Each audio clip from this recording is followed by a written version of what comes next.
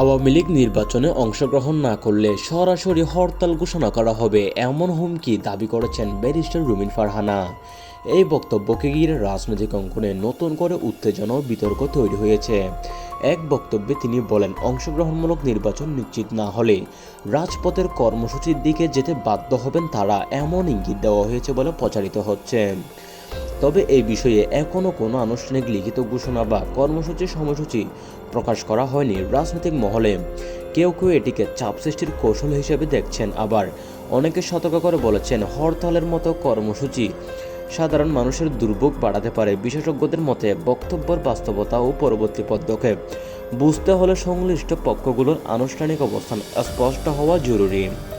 সব মিলিয়ে আওয়ামী লীগের নির্বাচন অংশগ্রহণ প্রসঙ্গে হরতালের হুমকির দাবি দেশের রাজনীতিতে নতুন করে আলোচনার জন্ম দিয়েছে। এখন নজর পরবর্তী ঘোষণা কী হবে। চ্যানেলটি ভালো লাগলেও সাবস্ক্রাইব করে দিবেন। ধন্যবাদ।